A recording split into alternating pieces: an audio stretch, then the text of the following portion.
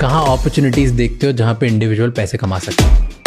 Opportunities हर field में, services, चाहे entertainment, sports, restaurants हैं, खेतों को हम प्रोडक्शन इंप्रूव कर सकते हैं। डू यू थिंक कि हम बाहर की कंपनीज को अट्रैक्ट नहीं कर पाते हैं कि इंडिया में ईज ऑफ डूइंग बिजनेस नहीं है? लेबर की स्ट्राइक है, रेट्रोस्पेक्टिव टैक्सेशन है, पॉलिसी अनसर्टेनिटी है, इन सब चीज़ों के कारण से हम इन्वेस्टमेंट नहीं कर पाते। गवर्नमेंट बड़े प्लेयर्स के लिए ज़्यादा बेनिफिशियल होती है देन स्मॉल प्लेयर्स। बड़े बिजनेस को पैसा ज़्यादा मिलता है और छोटे बिजनेस को बात ज़्यादा मिलती है। रेलवे पे 2.5 लाख करोड़ खर्च करेंगे, रोड्स, मेट्रोस, डिफेंस, किसके पास जा रहा? बड़े बिजनेस के पास जा रहा। जितने आप बड़े बड़े नाम सुनते हो सब बोल रहे हैं next decade is of India's decade. Bharat the next decade. ये ज़्यादा हवा है, जो चीज़ जो ड्राइव कर रही है ग्लोबल ग्रोथ को, वो हमारे पास नहीं है, तो हम आगे ज़्यादा कैसे बढ़ेंगे? चाइना से बिजनेस करने में नुकसान क्या क्या है हमारे पास? नुकसान पॉलिटिकल साइड, इकोनॉमिक साइड में नहीं है। सुभाष गर्ग, इंडिया के फॉर्मर फाइनेंस सेक्रेटरी। हमने उनसे जाना एक कंट्री कैसे पैसे कमाती है, कैसे पॉलिसी और फाइनेंस के डिसीजन देश की ग्रोथ को शेप करते हैं। कौन सी ऐसी चीज है जहाँ पे गवर्नमेंट आज बहुत खर्चा करती है एंड वहाँ नहीं करना चाहिए उन्हें? पीएम किसान हुआ या फूड सब्सिडी हुई, हमारे 48 लाख करोड़ के बजट में 11-12 लाख करोड़ इस तरह की चीजों पे खर्च होता है। इसमें भी काफी स्कोप है उसको कम करने। एक कंट्री पैसे कैसे कमाती है? Technology, skill labour, internal demand, external export जो ड्राइव करते हैं ग्रोथ। गवर्नमेंट का जो पैसा आता है उसको इस तरीके से हम यूज करते हैं जिससे वोट्स आए, कि उसको इस तरीके से यूज करते हैं जिससे कंट्री की ग्रोथ हो जाए? आगे बढ़ने से पहले इस चैनल को सब्सक्राइब कर लीजिए ताकि हम आपके लिए इसी तरह से और इंसाइटफुल और बेहतर पॉडकास्ट बनाते रहें। एंड इस पूरे शो का ऑडियो एक्सपीरियंस स्पॉटिफाई पे अवेलेबल है, जहाँ पे आप हमें फॉलो कर सकते हैं। Enjoy the show. तो आप फाइनेंस के ऊपर बहुत बात करते हो, आपका एरिया और डोमेन ऑफ एक्सपर्टीज फाइनेंस रह चुका है, इकोनॉमिक्स रह चुका है, आप इसके बारे में किताबें लिखते हो, आपका एक्सपीरियंस पूरा वहाँ फाइनेंस सेक्रेटरी में थे, राइट? तो यू हैव लिव्ड दिस।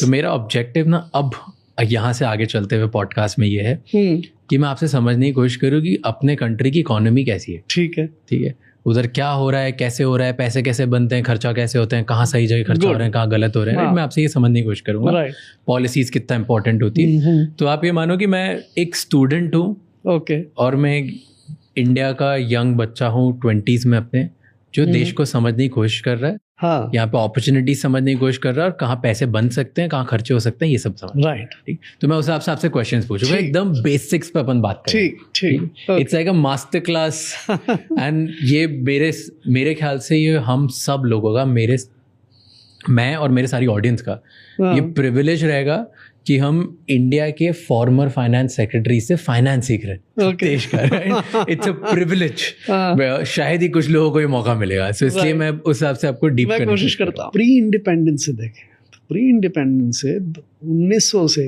1947 तक आपको मालूम है देश की आर्थिक विकास की वृद्धि दर क्या थी? 1% पर है। अभी 1% से 44 साल में 4.5-4% रखे, तो 1% के मुकाबले तो 4% बहुत लगता है। हाँ। लेकिन उसी समय जो दुनिया भर में और देश आज़ाद हुए, वो कोई 9% पे पहुंचा, कोई 10% पे पहुंचा, कोई और, सब आगे आगे निकलते रह गए, हम धीरे धीरे बढ़े और पूरे देश की आर्थिक जगत को हमने बांध दिया। लाइसेंस, परमिट, कोटा, फलाना ढिकड़ा, इम्पोर्ट, सब कुछ कंट्रोल है, राइट? तो उसका रिजल्ट होता है होपलेस परफॉर्मेंस में 45। अब 91 में फिर रियलाइज हुआ, खोला, सारा लिबरलाइजेशन हुआ, सब कंट्रोल्स हटाए। तो 91 से अगर भी कांग्रेस का पीरियड अगर मानते हैं, 5 साल तो कम से कम उनका सरकार रही, उसके बाद बीच में और भी 2 टर्म आए, सो वो period is much better than pre 91। That period is much better. अब उसके बाद 2014 तक बीच में कुछ खिचड़ी सरकार वगैरह उनको छोड़ दो, तो भी आपका ये सरकार, this performance is much better, right? फिर आप 2014 के बाद देखें तो पहले टर्म में 5 साल was much better, second term was hopeless, and the third term now which we are beginning, ये तो और भी मुश्किलात की तरफ जाता है। एकदम फाउंडेशन बेसिस पे बताओ कि आज हमारी कंट्री की इकोनॉमिक स्टेट क्या है, हम कहाँ पर है आज, इकोनॉमी की स्टेट क्या है आज, हम क्या हैं, कैसे हैं, क्या करते हैं, क्या इंडिकेटर्स हैं जिससे आप जज करते हो? Tell me very basic. आप या कोई भी व्यक्ति के लिए सबसे इम्पोर्टेंट इकोनॉमिक पैरामीटर क्या होता है? जीडीपी हम लोग बात करते नहीं, हैं। जीडीपी तो देश हाँ, की, देश के लिए, व्यक्ति के लिए। पैसे कमा रहा हूँ मैं, कितने कमा रहा हूँ, मैं कितना कमा रहा हूँ, हाँ, इनकम मेरी क्या है, इनकम, हाँ, मेरी इनकम कितनी है, मैं पैसे कितने कमाता हूँ, घर कितने लेके जाता हूँ। तो जीडीपी एक तरह से देश के सारे 140 करोड़ लोगों की कुल मिला के इनकम है। ओके, तो ये, तो आज देश के सारे लोगों की इनकम कुल मिला के ये आज कितनी है? आज के दिन इसको, अब ये नंबर भी बहुत बड़े हो जाते हैं, लाख करोड़, राइट, लाख करोड़। तो देश की इस समय जो 23-24 की देश की कुल मिला के जीडीपी या टोटल इनकम, वो रफली है 325 लाख करोड़, 325 ट्रिलियन इन रुपीस। हाँ, रुपीस। डॉलर्स में कितनी होगी हमारी? डॉलर में हमारी इनकम पिछले साल की थी 3.57 या 3.6 ट्रिलियन। तो 10 ट्रिलियन का संदर्भ या 5 ट्रिलियन का संदर्भ इस तरह से देख सकते हैं। ओके, तो आज हम जहाँ पर हैं वो 3.6 ट्रिलियन डॉलर्स पे हैं। हाँ। और हम सोचते हैं कि ये 10 तक लेके जाना, 10 तक लेके जाना, ये 5 तक लेके। कहाँ से चले थे? 18-19 बेस है, 19-20 में पहली बार अनाउंसमेंट हुआ। उस समय हमारी देश की जो पूरी GDP in dollar terms 2.7 trillion थी। कौन से ईयर में? 18-19 में, हाँ, राइट। क्योंकि ये जो अनाउंसमेंट था 10 ट्रिलियन का, पहली बार 19-20 के बजट में हुआ था। उस समय मैं भारत सरकार में था, वो शब्द मेरे लिखे हुए। अच्छा, ठीक है, पीयूष गोयल ने पढ़े थे, हाँ, राइट। और सहमति के बाद पढ़े थे, बिकॉज प्राइम मिनिस्टर ने भी कहा कि भाई ये हमारी एम्बिशन एस्टैब्लिश होनी चाहिए।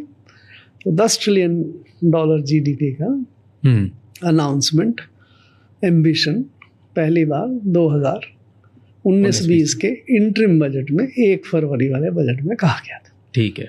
तो उसमें 18-19 था, 19 चल रहा था, फरवरी 19 की बात कर रहे हैं। तो 18-19 को अगर हम बेस ले हैं तो उस समय हमारी इनकम या जीडीपी 2.7 ट्रिलियन थी। तो आपने सोचा 4 गुना अब हमको हमारी इनकम बढ़ानी है। 10 ट्रिलियन के लिए 4 तो गुना, लगभग 3.5 गुना होनी चाहिए। और कब तक?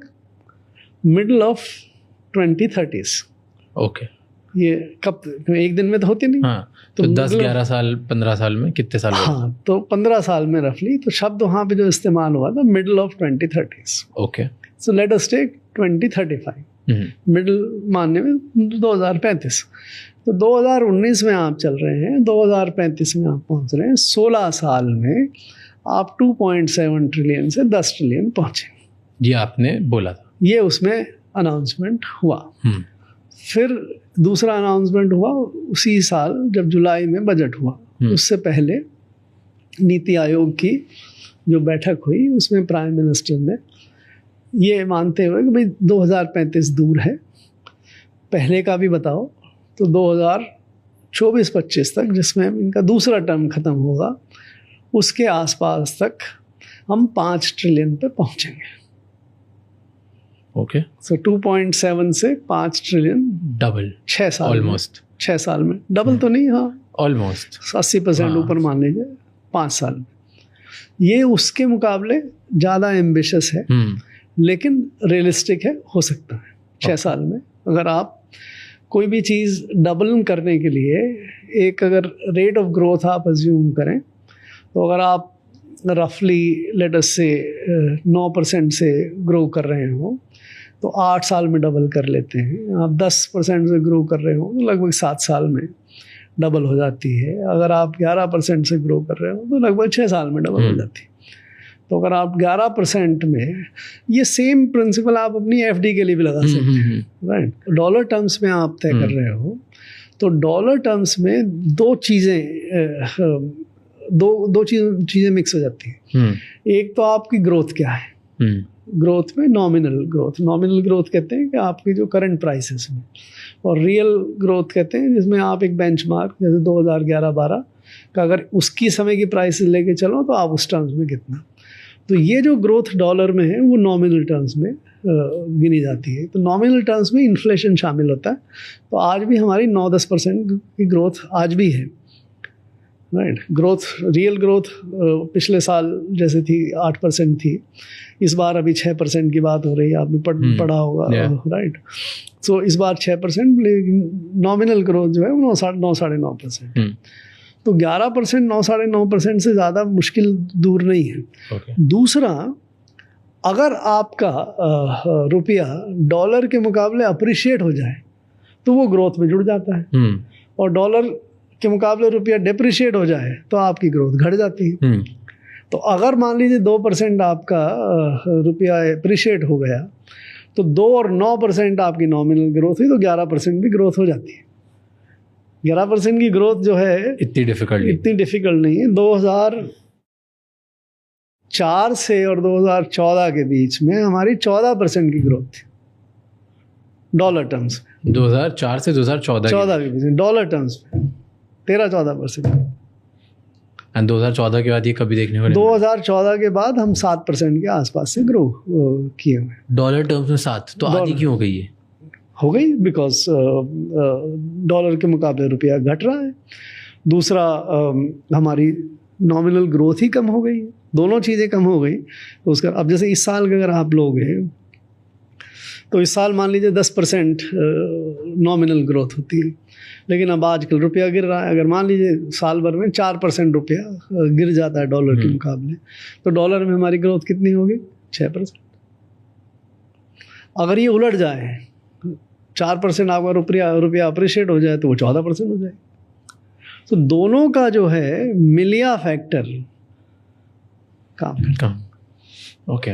तो एक तो फैक्टर जो आप पूछ रहे थे, जो लोगों को सबसे इकोनॉमिक्स में, ये कि मेरी आमदनी कितनी, which is equivalent to GDP.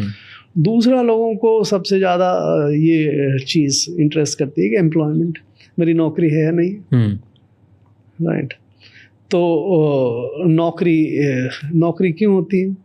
नौकरी केवल नौकरी के लिए कोई आपको सरकार ही दे पाती है नौकरी, बाकी प्राइवेट सेक्टर आपको नौकरी के लिए नौकरी नहीं देता। आप भी नहीं रखेंगे किसी को भी, ठीक। क्यों रखते इसलिए कि वो कुछ ना कुछ आउटपुट करने में मदद करता है। अगर आउटपुट करने में मदद नहीं करेगा तो आप उसको नहीं रखेंगे। और आजकल आउटपुट आदमी से भी होता है, जो लेबर, और मशीनों से भी होता है, राइट। और मशीनों का चलन ज़्यादा भी बढ़ रहा है, जो कैपिटल समझ लीजिए। तो अगर कैपिटल से आउटपुट ज़्यादा हो जाए और लोगों की ज़रूरत ना हो, तो फिजिकल लेबर ऑटोमेशन से काफ़ी कम होता चला जाएगा। आजकल आर्टिफिशियल इंटेलिजेंस से इंटेलिजेंट लेबर भी कम होता चला जाएगा, राइट। तो लेबर की क्या स्थिति है, एम्प्लॉयमेंट की क्या स्थिति है, वो लोगों को काफ़ी, एक और फिनोमिनन जिसको लोग काफ़ी परेशान रहते हैं या इंटरेस्टेड रहते हैं, वो इन्फ्लेशन है। एक कंट्री पैसे कैसे कमाती है? क्योंकि अगर देश को आगे बढ़ना है तो बहुत पैसा चाहिए। अब वो पैसा या तो देश उधार ले सकता है, या देश खुद में कमा सकता है कुछ आउटपुट करके, या वो बाहर के लोगों से इन्वेस्ट करा सकता है, राइट। यही 3 तरीके होते हैं मेजरली, कि और भी कोई तरीके होते हैं? आप जो देखिए, 3 चीज़ों में अंतर समझना जरूरी है। एक तो पैसा, जिसका इंग्लिश में मनी, राइट। दूसरा विनियोजन, जिसका मतलब इन्वेस्टमेंट, ठीक है। और तीसरा वैल्यू एडिशन या उत्पाद, आउटपुट। दोनों में थोड़ा सा फर्क है, बट वैल्यू एडिशन, कुल मिला के कितनी वैल्यू ऐड हुई, ठीक है, राइट। ये 3 चीज़ें में कई बार लोग मिक्सअप करते हैं। वो सब पैसा जो है वो करेंसी या मनी है, right. That is not equivalent to income और आउटपुट। पैसे रिजर्व बैंक छाप सकता है, करेंसी और इशू कर सकता है, मनी और इशू कर सकता है। मनी आप बाहर से उधार भी ले सकते हैं, वो भी वो आपके पास आ सकता है। तो पैसा is not equivalent to output, that is the difference we should understand. दूसरा, इन्वेस्टमेंट। इन्वेस्टमेंट आप जितना कमाते हैं, अभी थोड़ी देर पहले अपन ने बात की कि कितनी इनकम है, राइट। अब इनकम में से एक हिस्सा आप खर्च कर देते हैं, कंजम्पशन जिसको कहते हैं, ठीक है। आप खाने पे, कपड़ों पे, आपके रहने पे, मकानों का, जिसमें भी आपका आप कंजम्पशन पे आप खर्च कर देते हैं।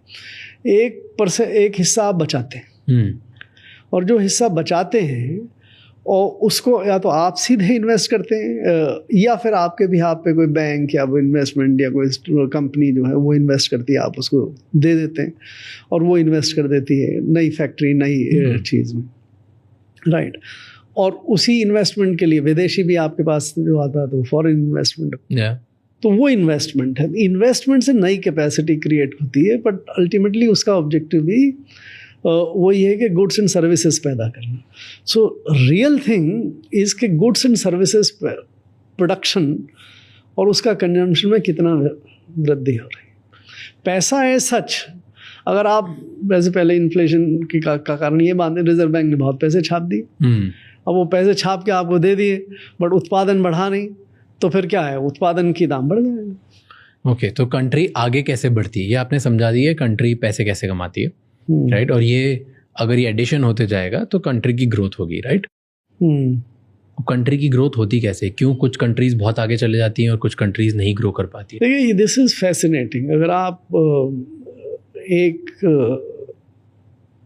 1940s जिसमें हम भी आज़ाद हुए 47 और 40s में 50s में लगभग सारी दुनिया भी और आज़ाद हुई, ठीक है।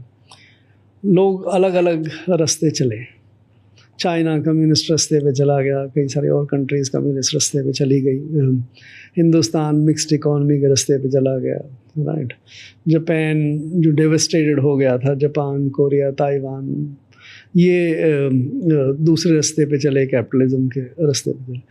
अलग अलग लोगों का अलग अलग मौके सबके पास थे। मौके कहाँ से आए थे कि एक तो उनकी खुद की जो जनता थी वो पहले गरीब थी, उनको कंजम्पशन उनका बहुत कम होता था, उनके पास खाने पीने के साधन कम थे। तो आप अगर उत्पादन बढ़ा देंगे तो आपकी खुद की जो जनता है उसको बेहतर कंजम्पशन करने में मदद मिलेगी। एक तो आपके पास वहाँ से डिमांड आती थी, उससे आपको ग्रोथ आती थी। और दूसरा जो ये जो इंडस्ट्रियलिस्ट कंट्री थे, चाहे अमेरिका, यूरोप वगैरह, इनके यहाँ पे बहुत प्रॉस्पेरिटी बढ़ने लगी तो बहुत उनके यहाँ से डिमांड आने लगी, तो आप उनको एक्सपोर्ट कर सकते थे, ठीक है। तो दो मुख्य ऑब्जेक्टिव होते, माध्यम होते हैं जिससे कंट्री का इनर कंजम्पशन या एक्सपोर्ट, और या एक्सपोर्ट, दो चीज़ों पे आप अपना ग्रोथ ला सकते हैं। अब ग्रोथ कैसे लाएं आप? उसमें सबसे बड़े दो साधन होते हैं। एक तो साधन ये रहता है कि आपके पास टेक्नोलॉजिकल प्रोग्रेस है, राइट।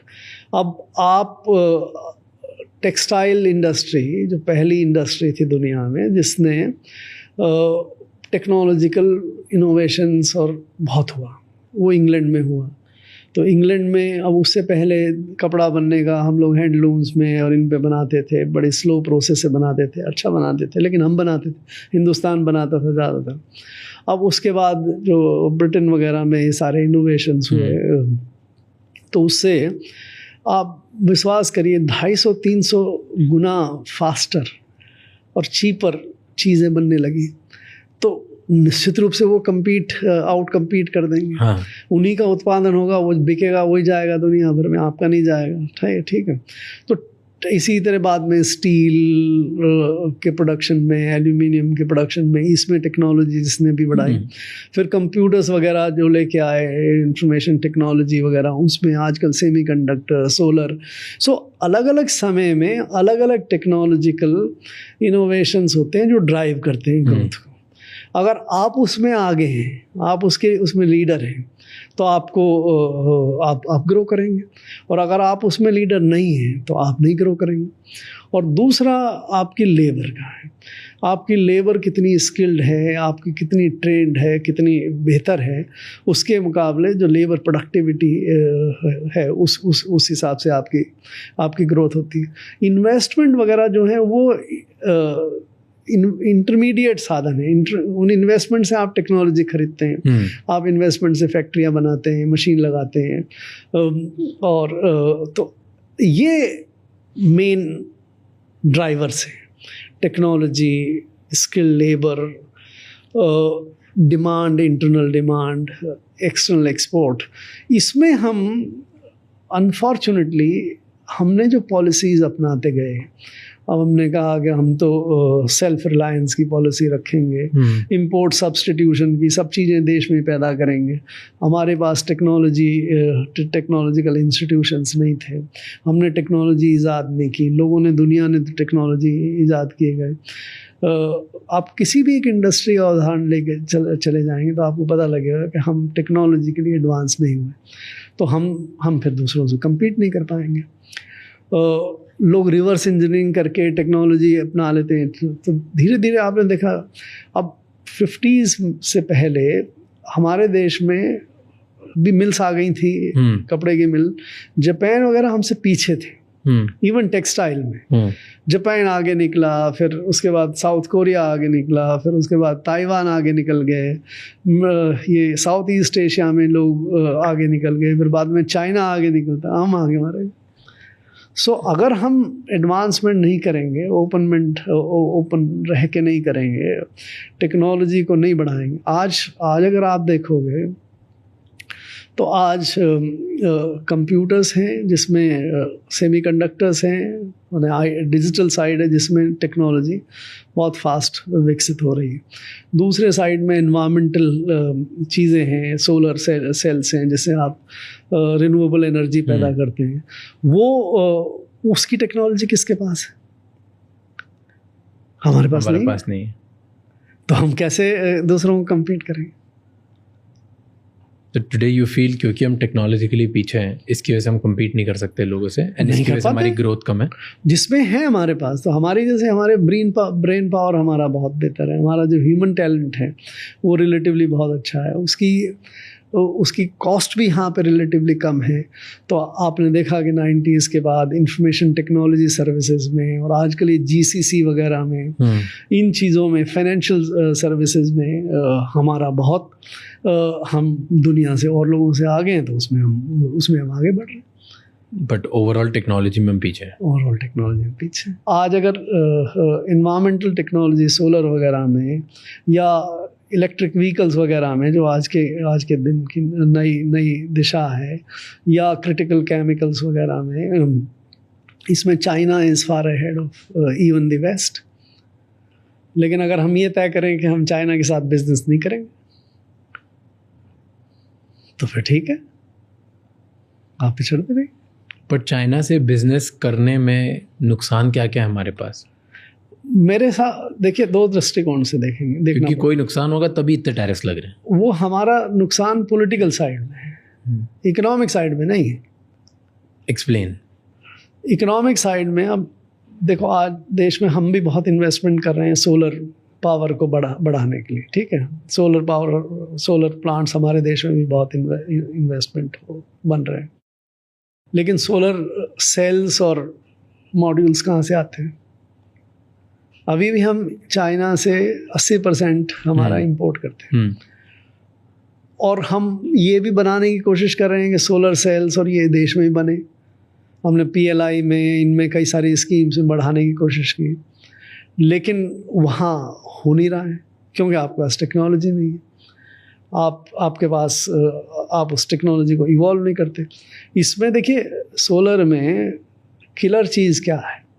किलर चीज़ ये है कि आप जो सोलर इंसुलेशन होता है, जो लाइट के माध्यम से आपके उस पे सेल पे गिरता है, उसका कितना प्रतिशत आप बिजली में कन्वर्ट कर सकते हैं। ये मुख्य चीज़ है, ठीक है। और ये उस टेक्नोलॉजी पे डिपेंड करता है जो डिफरेंट मटेरियल्स को और इस चीज़ों को इस्तेमाल करते हुए इवॉल्व होती है। वो टेक्नोलॉजी चाइना के पास है, राइट। तो अगर आप सोलर सेल बनाने की फैक्ट्री लगा भी लेंगे, सोलर प्लांट की पावर जनरेशन का प्लांट की बात नहीं कर रहा हूँ, सोलर सेल बनाने की फैक्ट्री लगा लेंगे, तो उस बनाने के लिए टेक्नोलॉजी तो आपको वहीं से लानी पड़ेगी, क्योंकि आपके पास तो नहीं। और वो आपको टेक्नोलॉजी उस दाम पे देगा जिस दाम पे आप उससे कम्पीट नहीं कर सकते। और जो अगले विकास करके और बेहतर टेक्नोलॉजी बनेगी वो आपके पास नहीं होगी, तो आप फिर आउट कम्पीट हो जाएंगे। तो इस पे कैसे हमारे पास टेक्नोलॉजी आ सकती है, क्या करना चाहिए हमें? टेक्नोलॉजी लाने के मेरी समझ में दो ही तरीके होते हैं। एक तो आप रिवर्स इंजीनियरिंग करके थोड़े समय में आगे निकल जाइए दूसरे से, राइट। उसके लिए आपके पास बहुत ब्राइटनेस और बहुत एक्सपेरिमेंटेशन और उतना ही रिसर्च एंड डेवलपमेंट आप वो करने की ज़रूरत होती है, जो बहुत कुछ कोरिया में हुआ, चाइना में भी हुआ। शुरू में रिवर्स इंजीनियरिंग करके वेस्ट की जो टेक्नोलॉजी थी उसको रिवर्स इंजीनियरिंग करके ये आगे आगे बढ़े। हमारे यहाँ पे भी ऐसा कहते हैं भटिंडा वगैरह में कई लोग, बट वो बहुत बेसिक मशीनों का करते हैं, इतने हाई टेक्नोलॉजी एरिया में उसका नहीं कर पाते। एक तो ये, दूसरा आपका ओरिजिनल रिसर्च है। जैसे मैं अभी आपको सोलर का उदाहरण दे रहा था, दुनिया में अगर आप देखें तो तकरीबन अभी शायद 28 या 29 या 30% के आसपास सोलर इंसुलेशन को कैच करके इलेक्ट्रिसिटी बनाते हैं। वो टेक्नोलॉजी वहाँ तक पहुँच गई। जो मेरी जानकारी है उसमें तकरीबन 22-23% तक जब डेवलपमेंट हो रहा था, शुरू तो हम 7-8% से ही हो रहे थे, राइट। वो ऑस्ट्रेलियंस लीड कर रहे थे, लेकिन अब चाइनीज़ लीड कर रहे हैं। क्यों? उन्होंने उसमें बहुत मेहनत की, उसमें लगाया सारा अपना साइंटिफिक एस्टेब्लिशमेंट, उसका वो तो रिसोर्सेज, पैसे और रिसोर्सेज लगाए, पैसे, रिसोर्सेज, दिमाग, और क्या आता है टेक्नोलॉजी। Okay, resources. तो लेट्स ब्रेक दिस डाउन।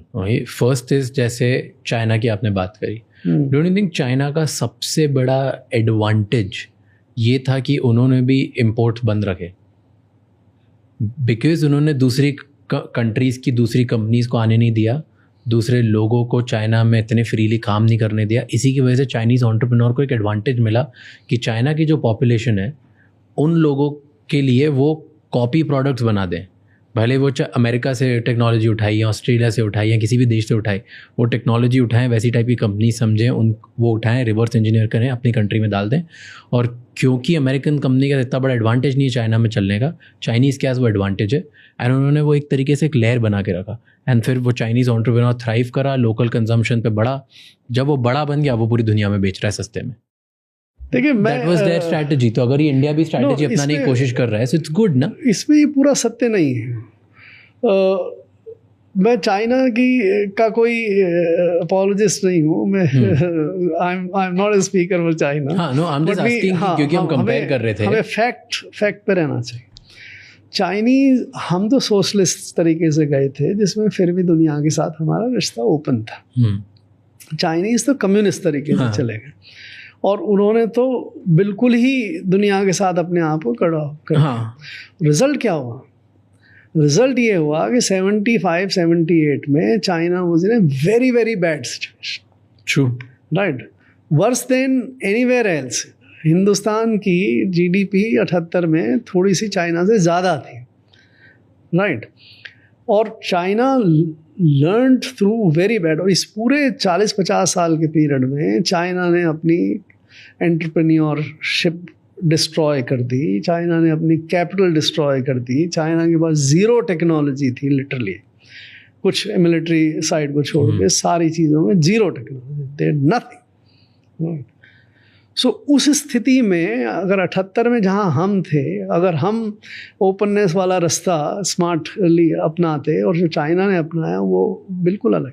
तो जिस देश के पास ना कैपिटल हो, ना एंटरप्रेन्योरशिप हो, ना टेक्नोलॉजी हो, उसने क्या किया? उसने ये किया कि जिसके पास टेक्नोलॉजी है उसको बुला के लाओ।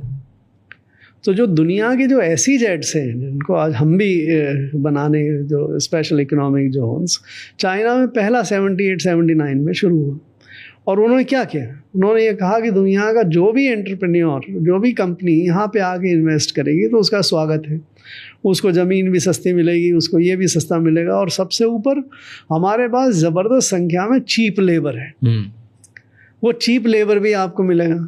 तो चाहे अमेरिकन कंपनीज़ हों, चाहे दूसरी और देशों की कंपनीज़ हों, उन लोगों को क्या लगा? उनको ये लगा कि अगर आप एक ही चीज़ जो अमेरिका में बनाएं और उसको अगर आप $100 में बना सकते हैं, वही चीज़ उसी स्टैंडर्ड की चाइना में अगर आप 10 या $15 में बना सकते हैं तो मज़ा ही मज़ा है, फ़ायदा ही फ़ायदा है। तो उन्होंने वहाँ सारी फैक्ट्री लगा दी, राइट। ये इसलिए नहीं गए थे कि चाइनीज़ ने रिवर्स इंजीनियरिंग करके वो, तो शुरू में the Chinese got the lot of investment from all over the world, right. And almost every, China को WTO में भी शामिल कराया अमेरिका ने, उससे पहले तो WTO में भी नहीं था चाइना। सो चाइना को चाइना का प्रोडक्शन दिया, चाइना को मार्केट दिया कि आप एक्सपोर्ट करिए, राइट। एप्पल ले लीजिए, कोई सी भी आप दुनिया की टेक्नोलॉजी, सबका प्रोडक्शन वहाँ पे चाइना में होता है। तो हम ऐसा क्यों नहीं कर रहे हैं? तो हम आज ये सवाल आज हमने हम भी छोटे छोटे स्तर पे शुरू कर रहे हैं। हमने भी एप्पल को बुलाया है यहाँ पे, राइट। तो एप्पल को बुला के हमने क्या कहा? हमने एप्पल को बुला के ये कहा कि भाई अच्छा, तुम्हें जो भी प्रॉफिट आप कमाते हो ताइवान में या चाइना में, अगर उतना प्रॉफिट में अगर आप यहाँ नहीं कमा पाते हमारी कॉस्ट और इसके कारण से, तो हम आपको डिफरेंस दे देंगे। स्मार्ट। तो चाह गया एप्पल। बट वही चीज़ हम EV में या सोलर में और वेस्ट वाली कंपनी को नहीं दे सकते, क्योंकि उनके पास वो नहीं है। वो चाइनीज़ कंपनी को हम देने के लिए तैयार नहीं। हम तो चाइनीज़ कंपनी को रोकते हैं, BYD को नहीं आने देते।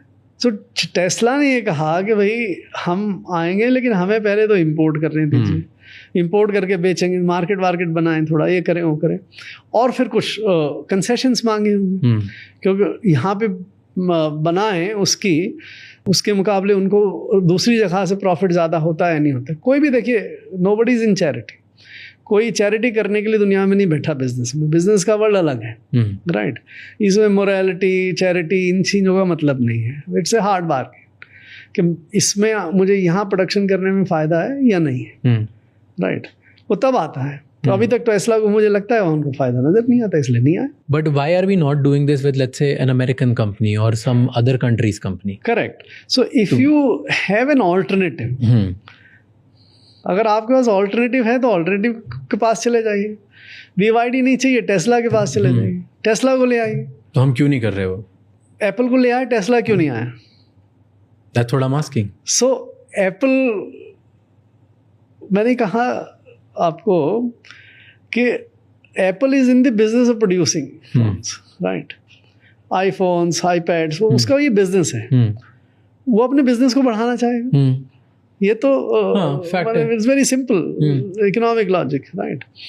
और वो वहाँ प्रोड्यूस करने के लिए भी उसको कोई यूजर नहीं होनी चाहिए जहाँ से उसको प्रॉफिट ज़्यादा मिलता, ठीक है।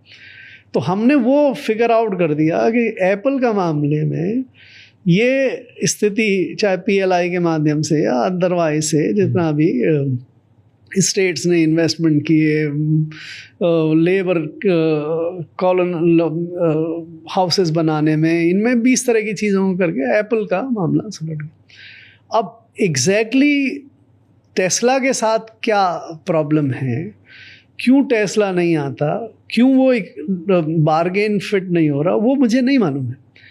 बट ये मुझे मालूम है कि वो बार्गेन नहीं बन पा रहा है। अब ये जो देश के जो प्लानर्स हैं, जो देश के इंडस्ट्रियलिस्ट हैं, वो उसको फिगर आउट करना है। अगर आप BYD नहीं चाहते और टेस्ला ही चाहते हैं तो टेस्ला के साथ फिगर आउट करना पड़ेगा। अगर आपको ये लगता है कि टेस्ला ऐसे टर्म्स मांग रहा है जिसे आप नहीं दे सकते, या जिसमें आपका बहुत ज़्यादा खर्चा होगा, और उसको ना आने से आप ज़्यादा फायदे की स्थिति में, तो फिर आप नहीं करेंगे। सो आई वुड अस्यूम कि अभी स्थिति ये होगी कि देश के जो प्लानर्स हैं, पॉलिसी मेकर्स हैं, उनको ये लग रहा हो कि भाई टेस्ला जो मांग रहा है वो अनरीजनेबल, नहीं दे सकते। फेयर। बट ऐसी और भी बहुत सारी कंपनीज होगी ना, नहीं, हम ला सकते हैं, इधर काम करवा सकते हैं। फॉर एग्जाम्पल, अगर आप देखो कि इंडिया का, and forget India, top 5 economies का one of the largest expenses is defence, right. अब हमारे पास अगर लेबर आर्बिट्राज हम लोग बहुत ज़्यादा बना सकते हैं, तो why not we start manufacturing weapons here, why not we start manufacturing defence की सारी जो चीज़ें हैं वो हम इधर मैन्युफैक्चर करना स्टार्ट कर दें। वो टेक्नोलॉजी तो अमेरिका के पास है, वो लेके इधर स्टार्ट करें। World wide semiconductors which is a future, उसमें हम दूसरों से टेक्नोलॉजी लें और यहाँ पे कुछ स्टार्ट करें। Like, why are we not able to attract people from the world to start doing things here?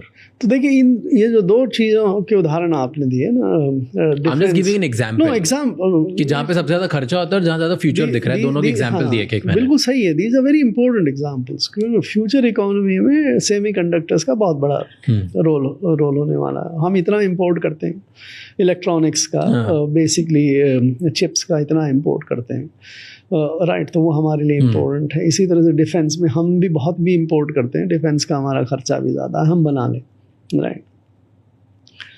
तो इन दोनों इंडस्ट्री में ये भी जो मैं आपको पहले सेल्स के लिए और उसके लिए कह रहा था, इसमें भी टेक्नोलॉजी का बहुत ज़बरदस्त इशू है. आपकी जो डिफेंस टेक्नोलॉजी है, बहुत सारी चीज़ें, और अच्छा डिफेंस में तो और ज़्यादा है बिकॉज ज़्यादातर प्रोप्राइटरी होती है. These are not commercial businesses, right. Defence strategic है, सेंसिटिव है, तो दुनिया में सरकारें डिफेंस टेक्नोलॉजी को ट्रांसफ़र करने में बहुत ज़्यादा रिस्ट्रिक्शन लगती है. ठीक है, इट्स नॉट दैट इजी. सो इसमें डिफेंस में अगेन आपके लिए ये आसान नहीं है कि आप कुछ भी प्रोड्यूस कर रहे हो यहाँ.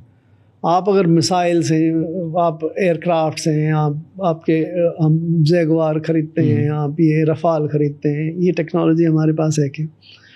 हम हेलीकॉप्टर बनाने लगे, ध्रुव, वो बनाया हमने काफ़ी सालों की मेहनत के बाद, अभी फिर गिर गिराया तो फिर सारा का सारा ग्राउंडेड कर दिया. सो ये टेक्नोलॉजी भी बहुत हाई टेक्नोलॉजी है. आपके पास है क्या? सेमीकंडक्टर की टेक्नोलॉजी तो उससे भी ज़्यादा गहरी टेक्नोलॉजी. आप उसको so ultimately this technological issue जो है वो बहुत इम्पोर्टेंट है.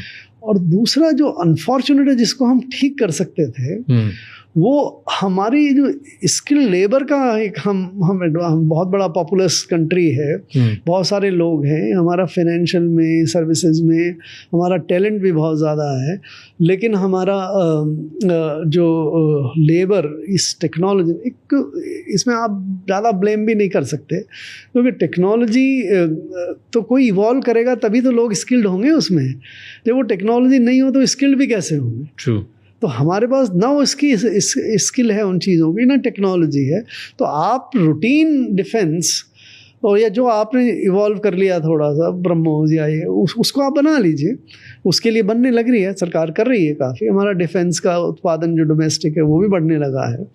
हम कुछ एक्सपोर्ट भी कर रहे हैं डिफेंस का, बट वो उन्हीं आइटम का कर रहे हैं जिसकी जो हमारे पास बहुत सारी टेक्नोलॉजी नहीं है. डू यू थिंक कि हम बाहर की कंपनीज को अट्रैक्ट नहीं कर पाते हैं?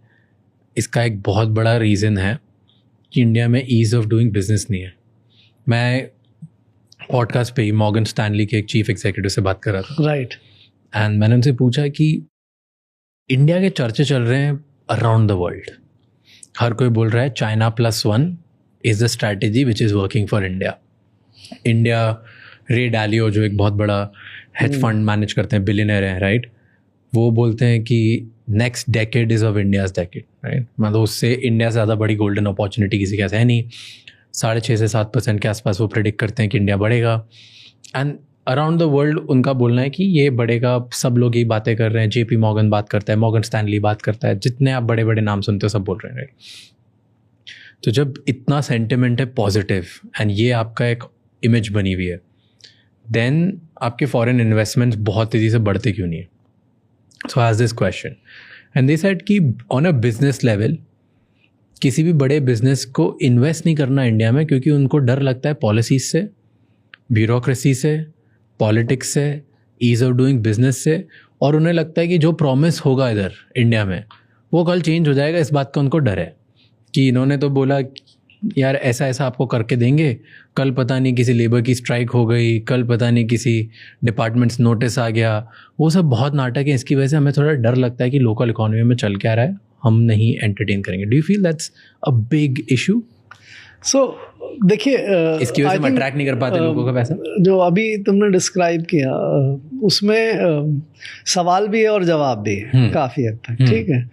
और जिसको कहते हैं ना, proof of eating pudding is in eating, right. तो जो ये लोग बातें करते हैं कि इंडिया का डिकेड है, इंडिया की सेंचुरी है, ये है वो है, बहुत बढ़िया। तो वही आपको कहते हैं कि हम पैसे तो नहीं लाएंगे, हम इन्वेस्टमेंट तो नहीं करेंगे। क्यों?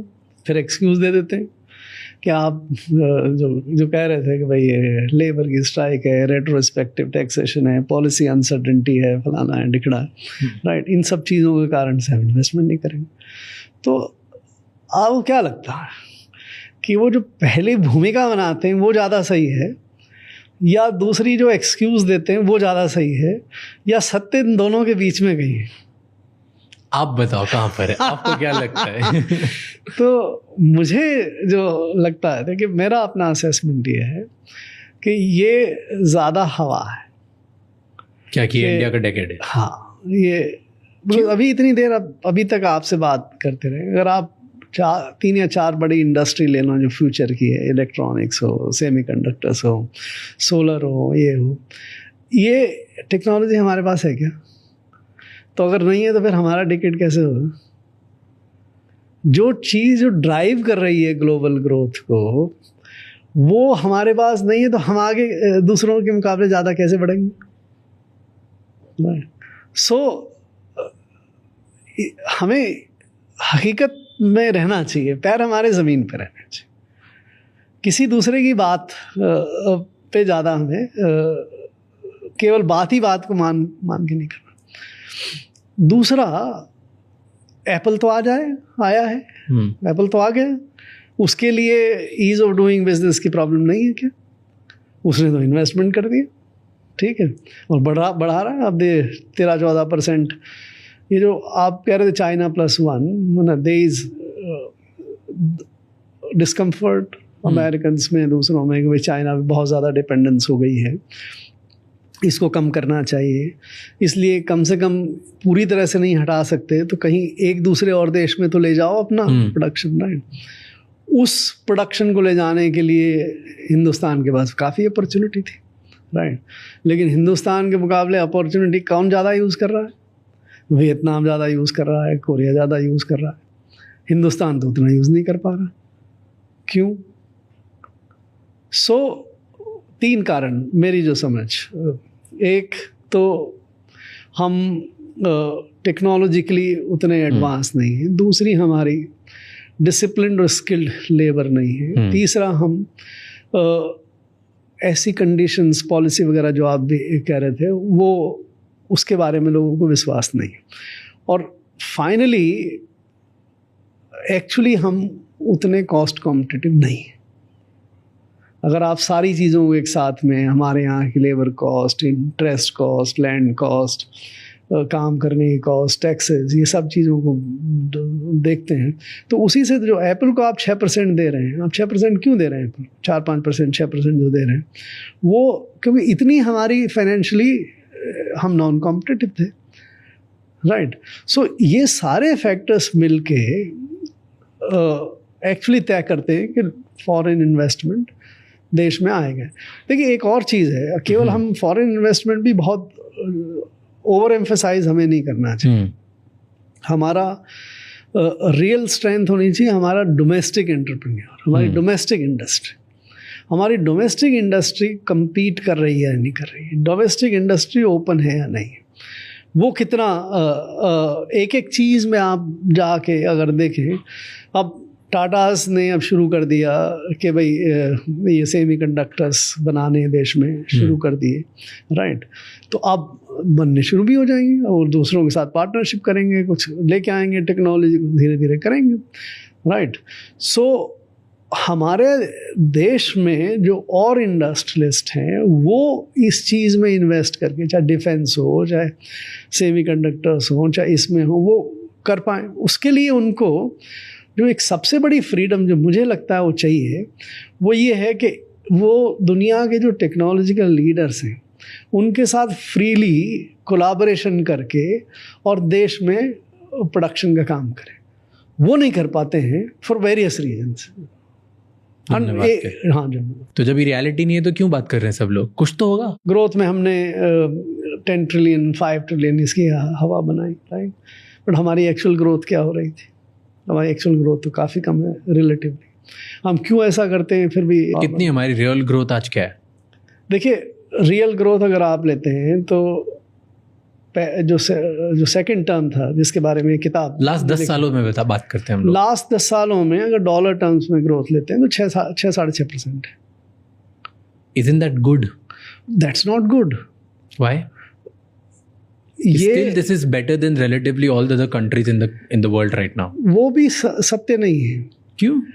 अगर आप देखिए जब आप डॉलर में ग्रोथ कंपैरिजन करें तो दूसरों की भी डॉलर में ही ग्रोथ कंपैरिजन करनी चाहिए। आपको आश्चर्य होगा कि अमेरिका की जो ग्रोथ हम काउंट करते हैं वो अमेरिका की रियल ग्रोथ काउंट करते हैं, और हम अपनी जो ग्रोथ काउंट करते हैं डॉलर में, जो अमेरिका का डेप्रिशिएट डॉलर है उसमें काउंट करते हैं।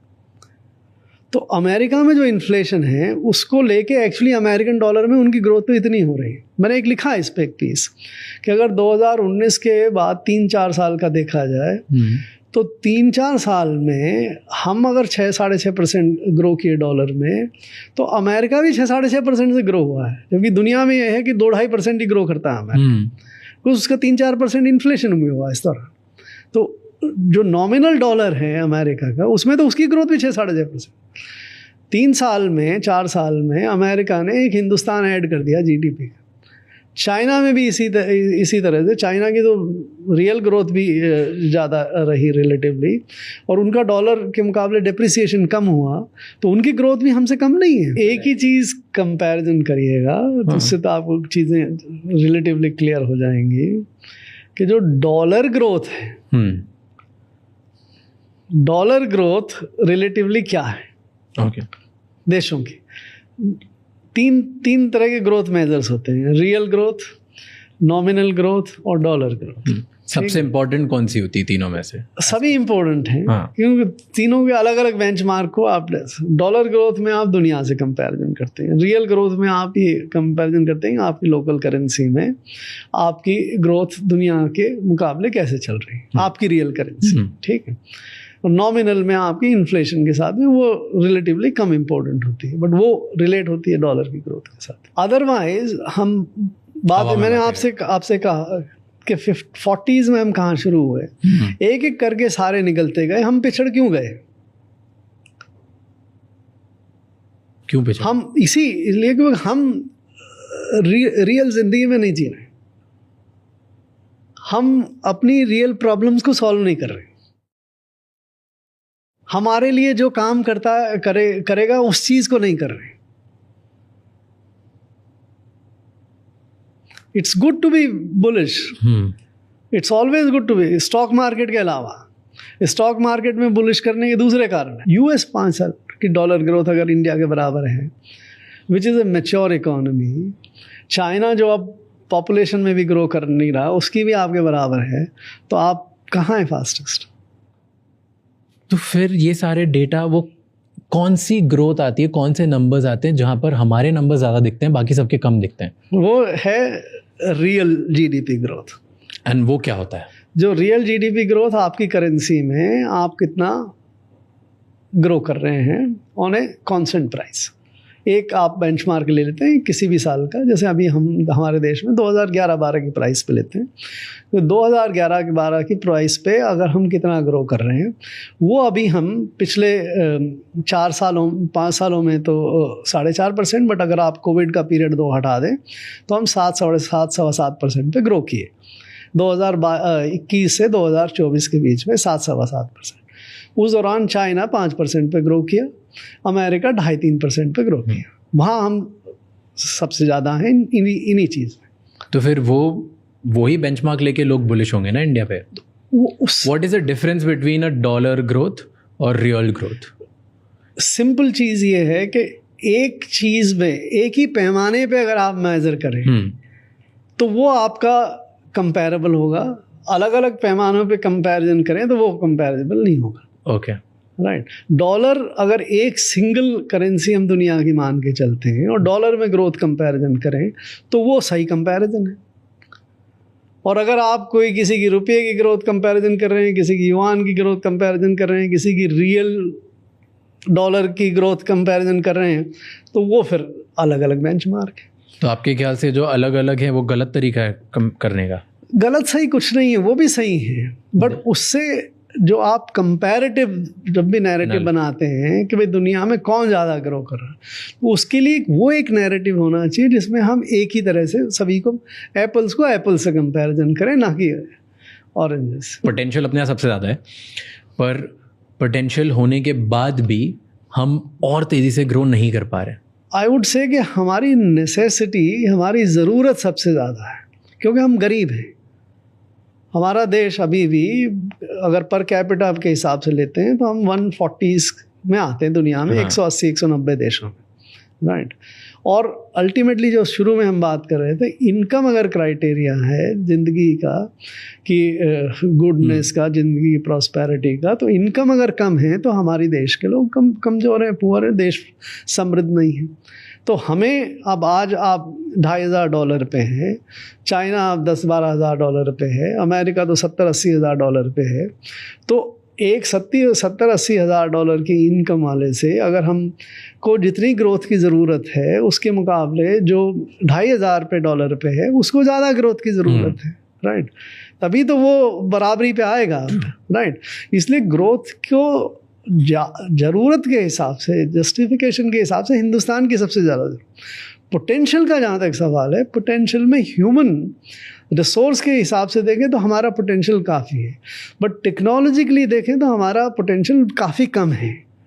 इसलिए हम पोटेंशियल उतना हमारा नहीं है, बट हम उस पोटेंशियल को ठीक कर सकते हैं by making right kind of strategic partnerships, import other things, technological collaborations and other things like China did or other countries did. Vietnam has come up in last 20-25 years. Others have come up.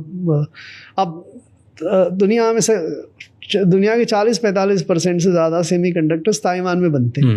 क्यों? एक छोटा सा देश में दुनिया के इतने बड़े सेमीकंडक्टर्स का उत्पादन होता है। उन्होंने दे फिगर इट आउट, राइट। आप फिगर आउट करने के लिए बैठे हैं, दे figure it out, let us also figure out.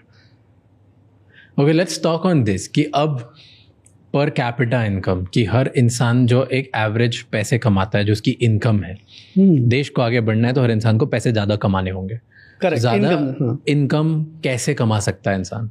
क्या करें हम जिसमें हमारी पर कैपिटा इनकम बढ़ेगी? देखिए, What are the things that we should do? Per capita income को दो दृष्टिकोण से हम देख सकते हैं। एक तो किसी एक इंडिविजुअल की इनकम और एक नेशनल इनकम। तो नेशनल पर कैपिटा इनकम वो जो एवरेज है, दोनों पे बात करते हैं। दोनों पे बात करेंगे। तो अगर दोनों पे आप बात करना चाहते हैं तो let us take first individual, right. Individual आपने फिगर आउट कर दिया बहुत अच्छी तरह से किस तरह से लॉन्ग पॉडकास्ट्स को इंटरेस्टिंग बनाया जा सकता है, राइट।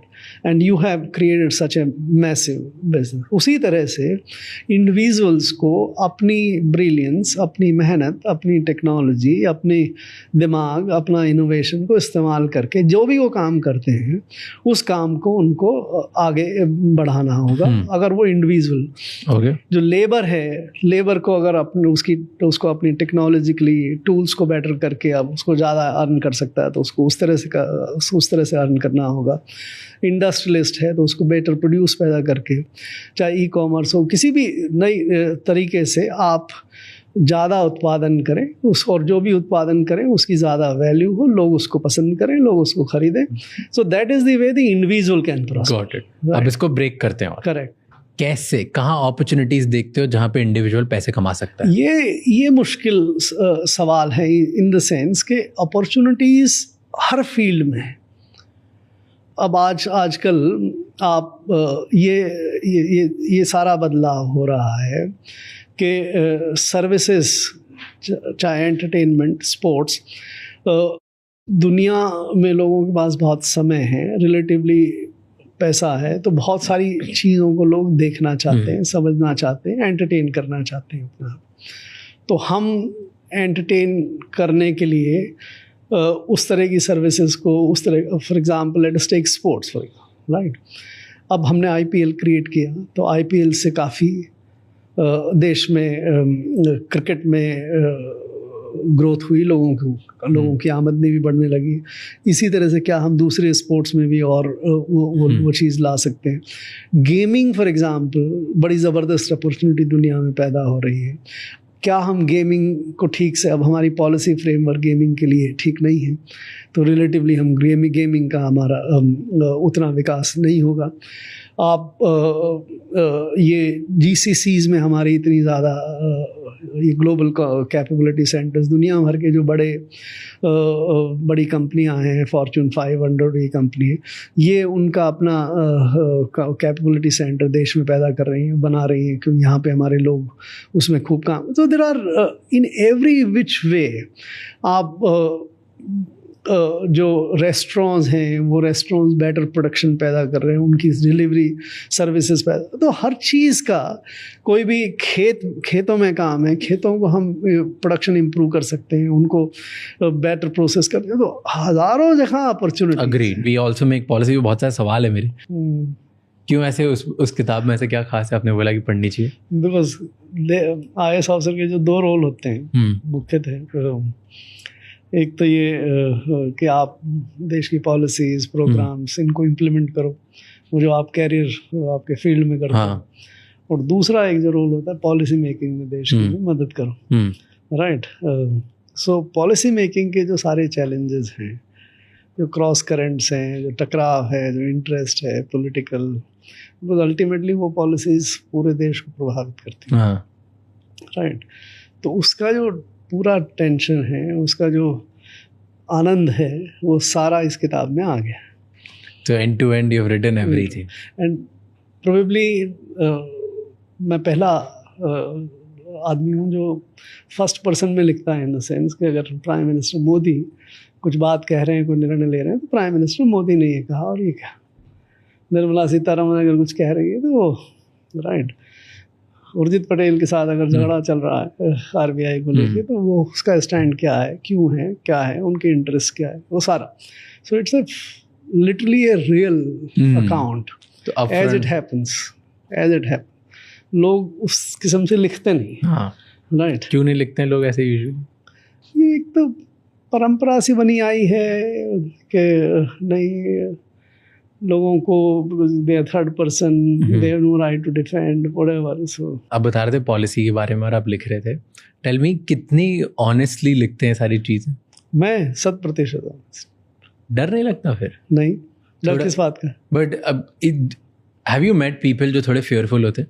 दूसरे ऑफिसर्स बहुत सारे फेयरफुल भी होते हैं। हाँ, वो कई लोग इस बात के लिए फेयरफुल होते हैं कि उनके कैरियर का क्या होगा। एग्जैक्टली। कई लोग फेयरफुल के बजाय इंटरेस्टेड रहते हैं कि भाई हमें आगे बढ़ना है, आगे बढ़ने के लिए जो पावरफुल है उसको, उसके साथ चलना होगा। तो कई कारण होते हैं जिसमें लोग पूरी तरह से ऑनेस्ट नहीं होते। तो फिर आपने ऑनेस्टी से ये सब लिख दिया। मुझे 100% सब आप लिख देते हो कि कुछ चीज़ें तो आप भी नहीं लिखते होगे? There has to be something that you also hold. नहीं, मैंने प्रयास तो यही किया है कि जो 100% सत्य जैसे मैंने देखा, पूरा सत्य हो सकता है मैंने भी नहीं देखा कई सारे विषयों पे, तो जैसा सत्य मैंने देखा वैसे समझा, उसको वैसे ही लिख दिया। But as an IAS officer जब आप सर्व कर रहे थे तब एंड आज भी, कभी डर लगा है लाइफ में? देखिए, ईमानदारी से कह रहा हूँ, मुझे कभी डर नहीं लगता किसी भी चीज़ से, किसी भी इंसान से। यस। क्यों? क्योंकि डर किस लिए लगना चाहिए? अगर आप देखिए, मेरी मान्यता ये है कि आप IAS में आते हैं, IAS पब्लिक सर्विस है, आप पब्लिक सर्वेंट हैं, पब्लिक की सर्विस करने के हिसाब से आते हैं। अगर आप जो भी कुछ करते हैं वो पब्लिक सर्विस को सामने रखते हुए, गांधी जी का एक टेलिस्मैन है, वो अलग है, मैं उसमें मेरी बहुत सिंपैथी नहीं है कि गरीब का चेहरा सामने रखिए। मेरा अपना टेलिस्मैन ये है कि क्या चीज़ पब्लिक के इंटरेस्ट में है, वो पॉलिटिशियन के, आपके बॉस के इंटरेस्ट में है या नहीं है, वो सेकेंडरी है। अगर वो उसके भी इंटरेस्ट में है तो कोई दिक्कत नहीं है, अच्छा है, राइट। नहीं भी है तो मुझे जो सर्विस करनी है वो पब्लिक इंटरेस्ट की, that is what I have been hired for, right. So as long as you stick to कि क्या पब्लिक इंटरेस्ट है और आप उस हिसाब से काम कर रहे हैं, तो ना तो आपको ये याद रखने की ज़रूरत पड़ती है कि आपने उस समय क्या कहा, बोला था, क्या लिखा था। आप वो लिखिए जो सही है, वो हमेशा सही रहेगा। तो इसलिए अगर आप इस तरह की भावना के साथ, इस तरह की परिपाटी के साथ आप सेवा कर रहे हैं, तो फिर किस बात का डर। दूसरा एक इसलिए लोगों को रहता है कि भाई आपको एक अच्छी पोस्टिंग चाहिए या एक अच्छा प्रमोशन चाहिए, फलाना, ठीक है। तो अगर आप ये मानते हैं कि अगर आपकी पोस्टिंग इस बात पे तय हो कि आपका काम, आपका रिजल्ट कैसा है, राइट, और अगर उस रिजल्ट और उस काम के हिसाब से पोस्टिंग ना मिले, तो अगर आपकी काबिलियत ऐसी हो कि आप छोड़ के चलें, तो जहाँ काम कर रहे हैं उससे बढ़िया काम करेंगे, तो फिर आपको डर नहीं लगेगा। आप बता रहे थे आप बुक लिख रहे हो जिसमें बहुत सारे ऐसे कहानियाँ और एग्जाम्पल्स हैं जहाँ पर आपने टफ डिसीजंस लिए हैं, जहाँ पर गंभीर डिसीजंस थे कि आगे कुआ पीछे खाई वाला सिचुएशन, हर जगह यू डोंट नो, एंड वहाँ से आपने रास्ते निकाल के you have taken decisions, right. So मेरे को एक और एग्जांपल दो किसी सिचुएशन का जो बहुत ही डिफिकल्ट थी। सबसे डिफिकल्ट सिचुएशन आपके लिए कौन सी थी? तो ये देखिए, reserve bank, right, reserve bank Bharat सरकार का एस्टैब्लिश्ड किया हुआ इंस्टीट्यूशन है। भारत सरकार का जो काम था, करेंसी छापना, करेंसी बनाना, वो काम रिजर्व बैंक को दिया। ठीक है। करेंसी बनाने और छापने के धंधे में प्रॉफिट होता है काफ़ी, क्योंकि करेंसी छापने की कॉस्ट जो होती है वो तो बहुत कम है, लेकिन करेंसी की जो वैल्यू है वो काफ़ी ज़्यादा है। तो उस वैल्यू के बदले में जब आप जारी कर देते हैं तो आपको जो ब्याज मिलता है उससे आपकी आमदनी काफ़ी ज़्यादा होती है उसके मुकाबले जो कि उसकी कॉस्ट है, राइट। तो उसका रिज़ल्ट ये रहता है कि रिज़र्व बैंक जो है वो काफ़ी पैसे कमाता, प्रॉफिट बनाता। जैसे पिछले साल अगर आपने सुना हो तो करीब 2-2.5 लाख करोड़ का सालाना प्रॉफिट होता है। फिर अगला इशू इसमें आता है कि ये जो प्रॉफिट कमाया वो कहाँ रहना चाहिए, रिजर्व बैंक के पास ही रहना चाहिए या सरकार में जाना चाहिए। ठीक है, देश का नियम ये है कि भाई अगर आपको अपने प्रोविजंस वगैरह बनाने के लिए ज़रूरी है उतना रख लीजिए, बाकी जो है वो सारा प्रॉफिट जो है सरकार में जाना चाहिए।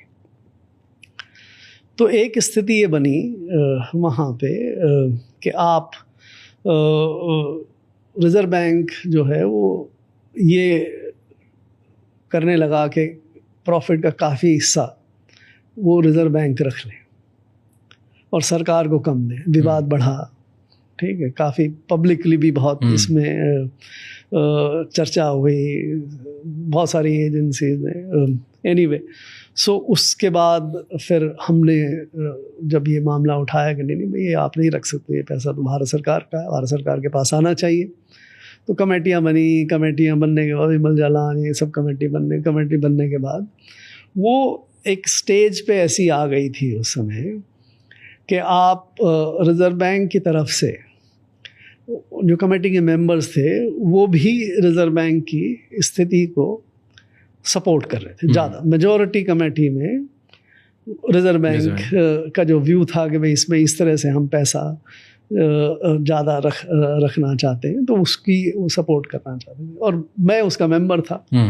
तो I was virtually in A minority. ठीक है, अब कोई बात नहीं, अगर जब माइनॉरिटी में है और आपको लगता है कि कोई चीज़ उचित नहीं हो रही तो आपके पास जो विकल्प रहता है वो ये रहता है कि आप अपना एक डिसेंट नोट लिखते हैं, क्योंकि उचित तो यही है भाई अगर मेजॉरिटी कहती है तो निर्णय तो वही होगा। ठीक है, आप कर लीजिए, मुझे कोई दिक्कत नहीं है। तो मैंने कहा भाई इसमें फिर मैं अपना एक डिसेंट नोट लिखूँगा। ठीक है, तो शुरू में तो उन्होंने कहा ठीक है लिख दीजिए आप अपना डिसेंट, बट फिर जब लिख के भेजा तो उनको लगा कि ये तो बड़ा मुश्किल डिसेंट नोट है, इससे तो समस्या हो जाएगी अगर ये रहता है तो। ठीक है, तो उन्होंने वित्त मंत्री जी के पास गुहार लगाई उन लोगों ने कि भाई वित्त मंत्री को समा उन्होंने परसुएड कर लिया, नई वित्त मंत्री आई थी, राइट, तो कि भाई इनको कहिए कि ये अपना डिसेंट नोट वापस ले। ठीक है, तो वो वित्त मंत्री जी ने मुझे कहा कि भाई आपको किसने कहा कि आप ऐसा इस तरह का डिसेंट नोट लिखिए? तो मैंने कहा ये मेरी ड्यूटी है, डिसेंट नोट जब मैं कमेटी का मेंबर हूँ और मुझे मेंबर के हिसाब से कोई चीज़ उचित नहीं लग रही, और ये परंपरा है देश की कि अगर आप मेजोरिटी के विरुद्ध में हैं तो आप अपना डिसेंट नोट दे दें। नहीं आप नहीं लिख सकते। तो मैंने फिर ये थोड़ा जब विवाद बढ़ा तो मैंने कहा मैडम, आप अगर मुझे सरकार की तरफ से आदेश देती हैं कि ये डिसेंट नोट नहीं दिया जाना चाहिए, तो मैं ये लिख के डिसेंट नोट नहीं दूंगा कि मुझे सरकार ने ये निर्देश दिए हैं कि इसमें डिसेंट नोट नहीं दिया जाए, तो मैं कर दूंगा। लेकिन अगर आप मुझे लिखित में ये आदेश नहीं देती हैं, राइट, तो फिर मुझे डिसेंट नोट देना ही है और आप डिसेंट नोट से मुझे रोक नहीं सकती। ठीक है। अब वो वित्त मंत्री जी के लिए शायद थोड़ी सी परेशानी वाली स्थिति हो गई कि डिसेंट नोट नहीं दे, उसको लिखित में दे। मैंने कहा आपके पास पत्रावली पड़ी है, फाइल पड़ी है, आप उसमें ऑर्डर कर दीजिए no dissent note from the government. जो अब वो नहीं दे, वो प्राइम मिनिस्टर के पास पहुँची। प्राइम मिनिस्टर के यहाँ से मैसेज आया कि उनके प्रिंसिपल सेक्रेटरी का कि भाई क्यों लिख रहे हो। तो मैंने उनको भी बताया, उनको पहले भी मामला पता था। फिर एनीवे वो कमेटी बनी कुल मिला के। सो हुआ क्या फिर? फाइनली जब ये तय हो गया उनका, और एक आधे और मसले में कि भाई सुभाष को आप डिसेंट नोट करने से रोक नहीं सकते, एंड सुभाष डिसेंट नोट लेने के लिए तैयार नहीं है, तो इनका तबादला कर दिया जाए। तो मेरा तबादला हो गया, ट्रांसफ़र कर दिया। और मामले में एक नोट शीट बदलने की स्थिति बनी। तो जब ये 2-3 मसले ऐसे हुए तो मेरा अपना निष्कर्ष पूरी तरह से ये था कि अब सरकार में रहना भी उचित नहीं।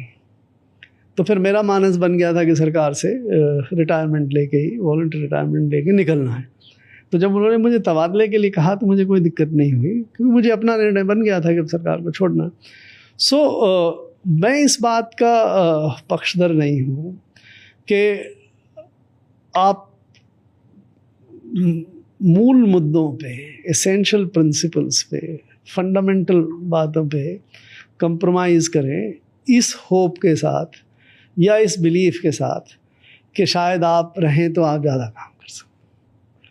तो आप बिलीव नहीं करते? I don't believe in that. So एक पॉइंट अगर आ जाता है तो you have to take a call.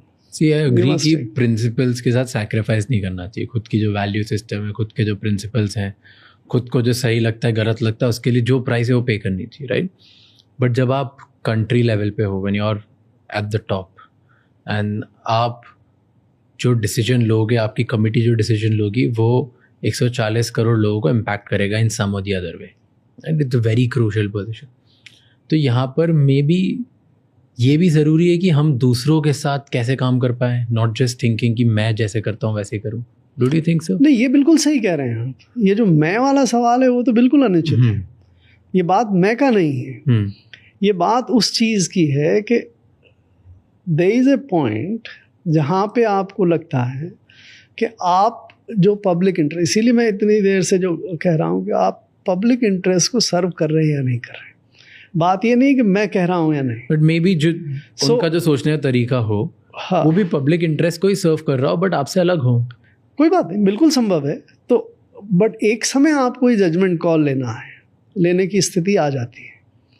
बहुत समय 36 साल मैंने सेवा की, बहुत बार तबादले हुए, बहुत बार इधर उधर हुआ, उसमें वो कोई बात नहीं है। उसके बाद भी काम करते रहे। लेकिन एक स्थिति जब अगर ये आ जाए कि आपको लगे कि नहीं, अब ना chances of doing right things, doing things in public interest are much smaller than the other. I think that is the time a civil servant, it's a very difficult decision. बहुत कम लोग ये डिसीजन ले पाते हैं, और बहुत लोग ये जस्टिफाई करते हैं कि आप उसमें बने रहिए, राइट। वो उसके लिए ये जो आर्ग्यूमेंट है वो इसके लिए लिखा रहता है कि भाई आप अपने आप को परपीचुएट भी कर रहे हैं और बने भी रहे हैं, राइट।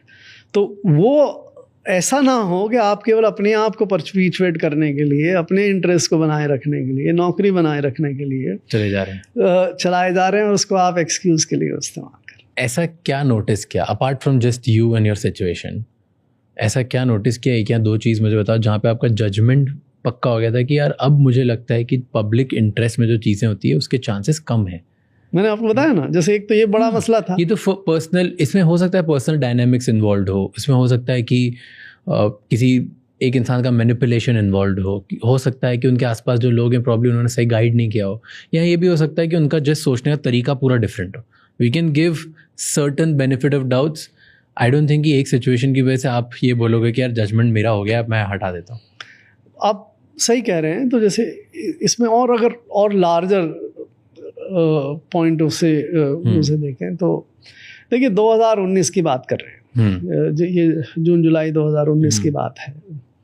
सरकार वापस आई थी, मोदी जी की सेकंड गवर्नमेंट के लिए वापस आए, और पहली टर्म में जिसमें मैं 2 साल उनके साथ आर्थिक कार्य विभाग के और फाइनेंस सेक्रेटरी के बतौर काम किया, इकोनॉमी के दृष्टिकोण से काफ़ी बड़े डिसीजन भी हुए, अच्छे डिसीजन भी हुए, और मुझे पूरी उम्मीद थी कि दूसरे टर्म में, और जब मेजॉरिटी और आ गई तो दूसरी टर्म में सरकार और ज़्यादा बोल्डली देश के आर्थिक दृष्टिकोण से और काम करेगी, ठीक है, और बोल्ड डिसीजन लेगी, और देश की जो आर्थिक विकास की दर है उसको भी और बढ़ाने के लिए उसके सारे फैसले।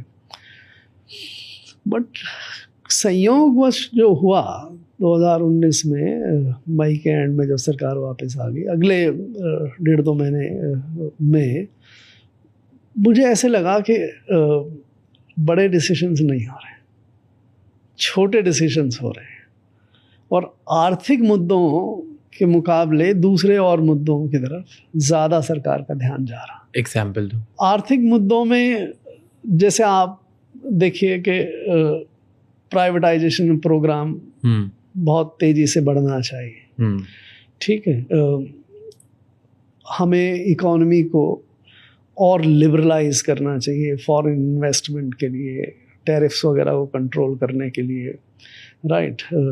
सरकार को कम ध्यान दे के प्राइवेट इन्वेस्टमेंट को बढ़ाने के लिए बहुत सारे कदम उठाने चाहिए, ठीक। ये सब नहीं हो रहे, ये नहीं हो रहे थे। क्या हो रहे थे? जैसे आपके ट्रेडर्स के लिए इंश्योरेंस की स्कीम आ गई, पीएम किसान की स्कीम आ गई कि किसानों को 6-6 हज़ार रुपये दीजिए। ये सब अपनी जगह इम्पोर्टेंट है, मैं इसको वो नहीं कह रहा हूँ, लेकिन देश की जो आर्थिक प्रगति के लिए इनका इतना बड़ा महत्व नहीं था।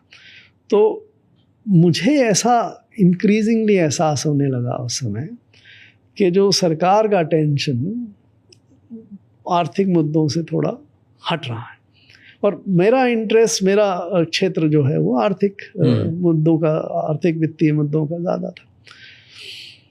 दूसरे कौन से मुद्दों पे ज़्यादा ध्यान दिया जा रहा है? अगेन मैं आपको कह रहा हूँ वो भी अपनी जगह इम्पोर्टेंट है, उनको, उनमें मुझे उज़्र नहीं है, कोई वो नहीं है।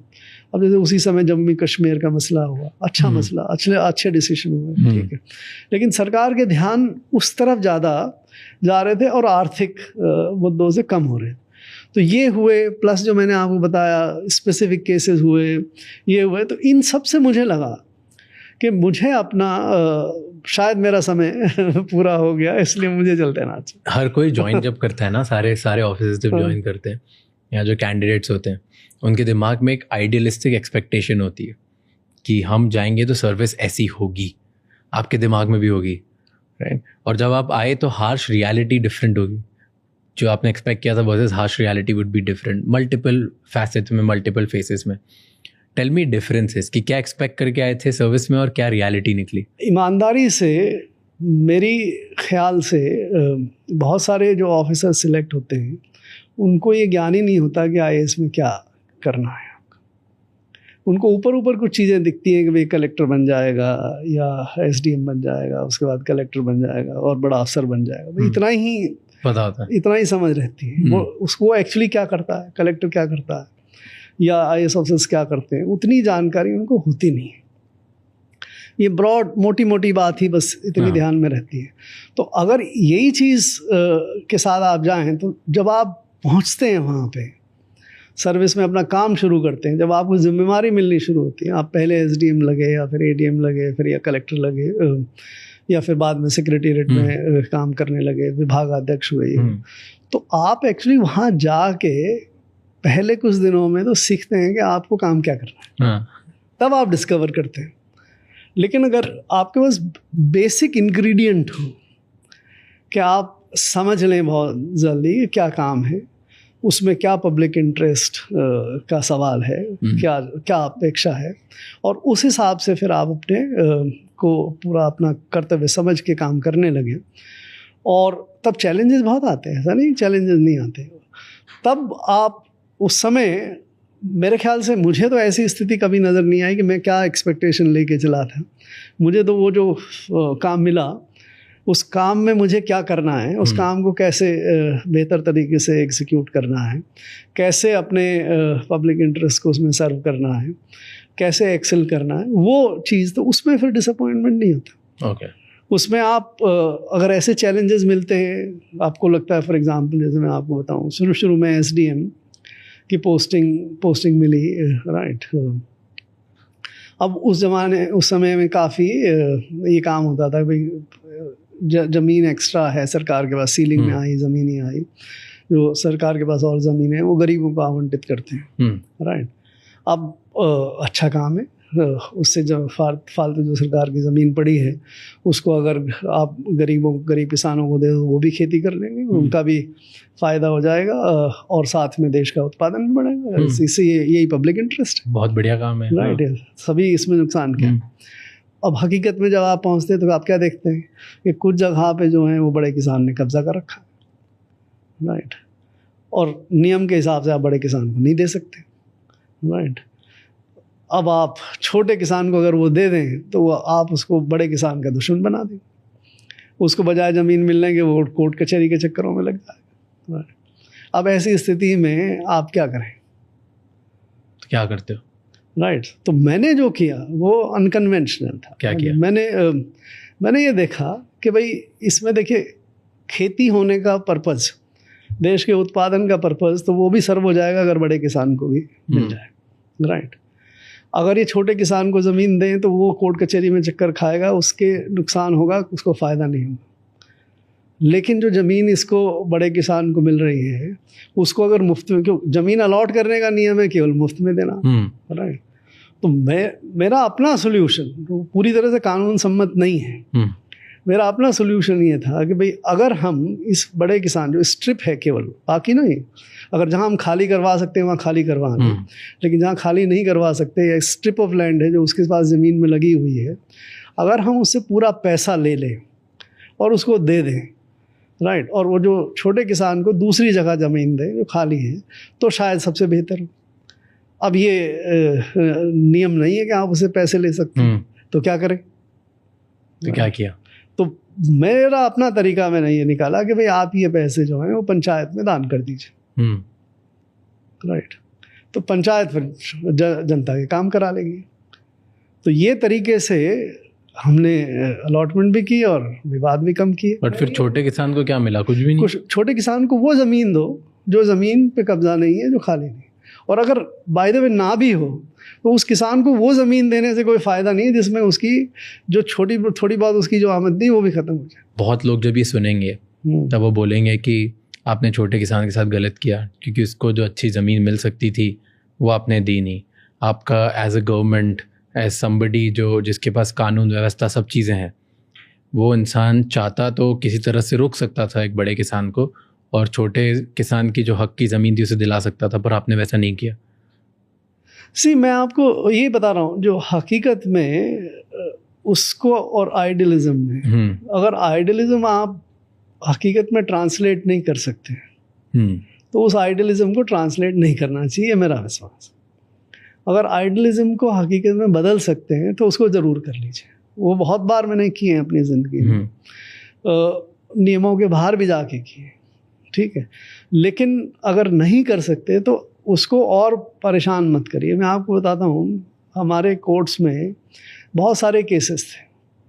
बाद में जब मैं कलेक्टर बना उस समय भी कई सारे केसेस में, दूसरे ज़िले में, वहाँ पे भी कई सारे ऐसे केसेस आए कि किसान जो जिसको ज़मीन आपने आवंटित की है वो किसान को केस में उलझ गया है और वो आ रहा है कोर्ट कचहरी में, उसके पास ना ज़मीन है, उसके पैसे और खर्च हो रहे हैं। अब उसके पास ना वकील हायर करने के लिए पैसा है, ना उसकी और रोजी रोटी जो है वो भी ख़राब हो रही है। तो उस समय फिर मैंने ये तय किया कि भाई इसका वकील मैं हूँ जो परेशान हो रहा है, मुझे तय करना है, बट इसका वकील भी मैं ही हूँ, राइट। तो अब आप ये जिसने कब्जा कर रखा है वो बताए कि उसको क्यों नहीं पनिश करके उसको हटाया नहीं जाए, और इस किसान को तो फ्री करिए कि जिसको ज़मीन नहीं है तो कोई बात नहीं, उसको कम से कम उसका और नुकसान तो नहीं। तो ये जो मैं कहने की कोशिश कर रहा हूँ कि आइडियलिज्म और रियलिज्म में एक बैलेंस बनाना एक पब्लिक सर्वेंट के लिए बहुत ज़रूरी है। टेल मी, जैसे जब बजट बनता है और ये हर साल डिसाइड होता है कि इतना खर्चा हम यहाँ करेंगे, इतना इन्वेस्टमेंट हम यहाँ करेंगे, इतना इन्वेस्टमेंट हम इंफ्रास्ट्रक्चर में करेंगे, etcetera etcetera etcetera, final decision finance ministry का होता है कि प्राइम मिनिस्टर का होता है? ये देखिए समय समय पे बदलती है स्थिति, बजट के लिए हर समय, हाँ बजट की भी हर समय पे एक स्थिति नहीं रहती। अगर आप इसमें 3 मुख्य प्लेयर मान लीजिए, prime minister, finance minister, finance ministry.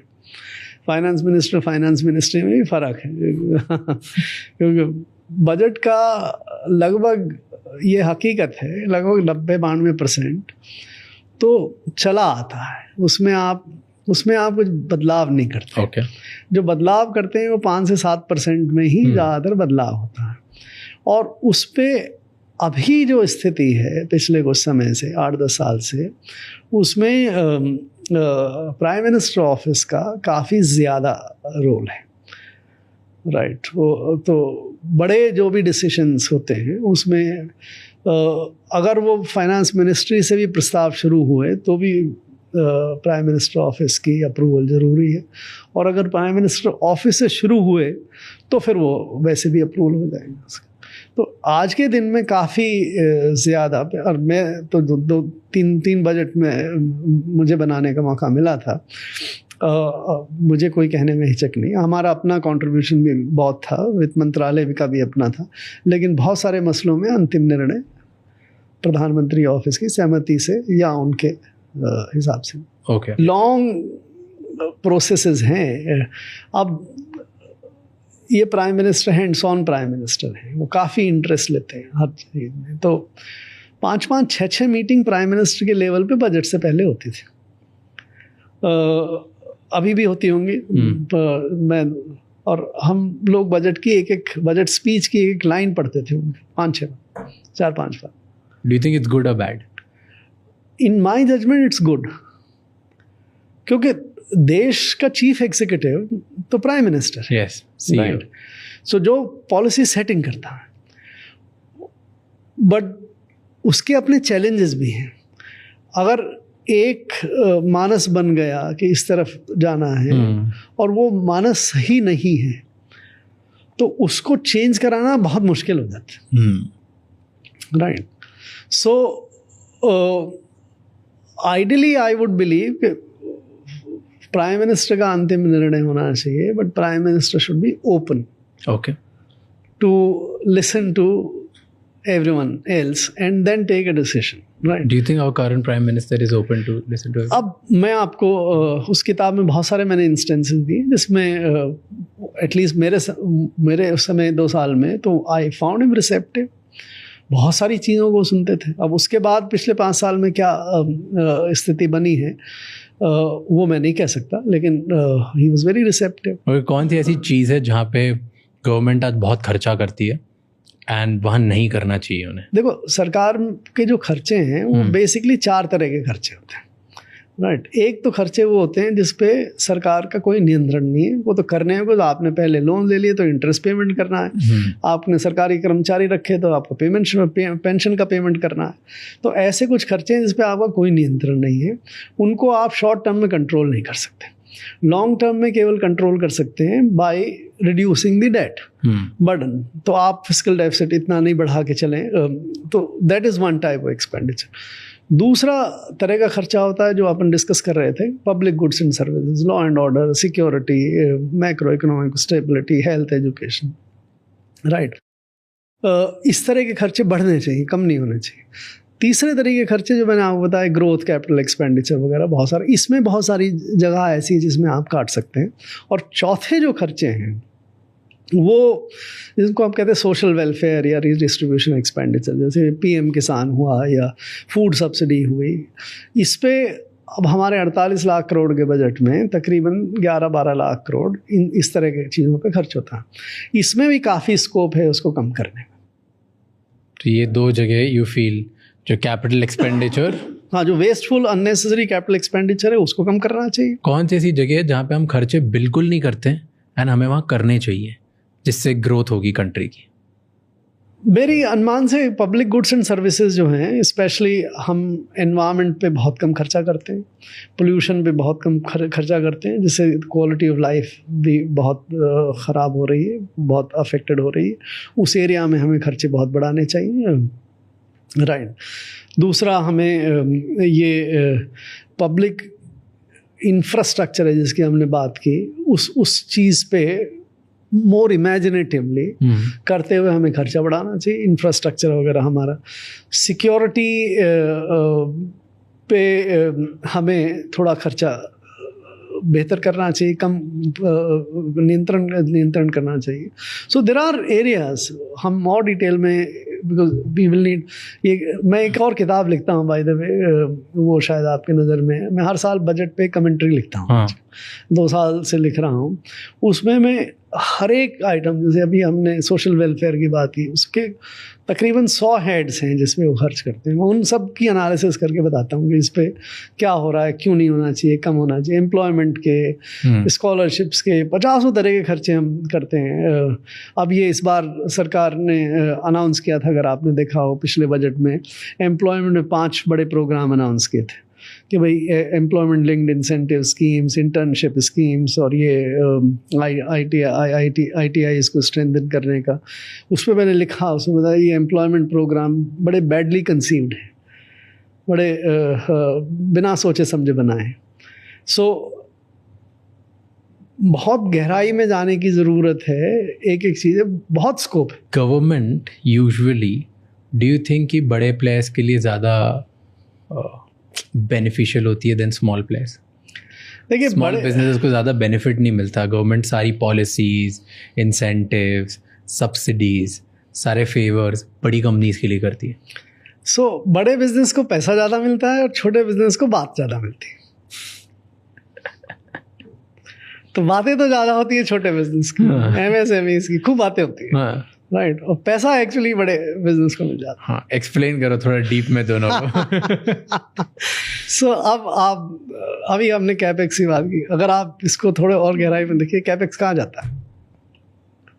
आपने रेलवे पे 2.5 लाख करोड़ खर्च करेंगे, किसके पास जाएगा? बड़े बिजनेस के पास। सारा बड़े बिजनेस। रोड्स पे आप खर्च करेंगे, किसके पास जाएगा? बड़े बिजनेस के पास।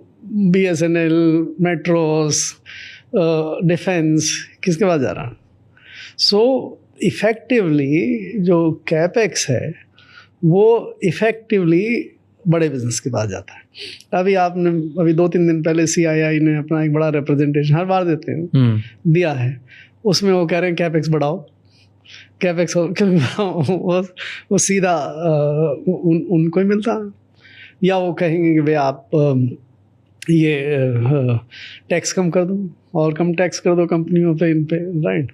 तो और वो उनके अगर कुछ भी निर्णय हो जाते हैं तो उनका इम्प्लीकेशन बहुत ज़्यादा होता है, इसलिए उनको फ़ायदा। MSMEs जो हैं वो संख्या में बहुत ज़्यादा है। अब बड़े बिजनेस को अगर आप बड़ी कंपनी टोटल मिला के देश में करीब 15-16 लाख ऑपरेटिंग कंपनीज हैं।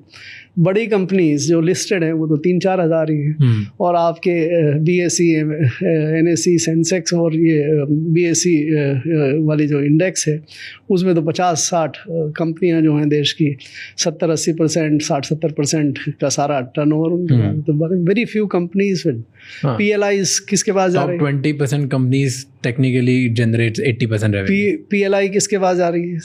सारी जो PLI चला रहे हैं हम, सोलर पे चला रहे हैं, बैटरीज पे चला रहे हैं, बड़ी कंपनी, मोबाइल्स पे, किसके पास बड़ी कंपनी? तो बड़ी कंपनी के पास पैसा चला जाता है सरकार का, और छोटी कंपनी, मैंने कहा बात तो उनको, ये प्रोग्राम है तुम्हारा, वो प्रोग्राम है, उनका बजट क्या है?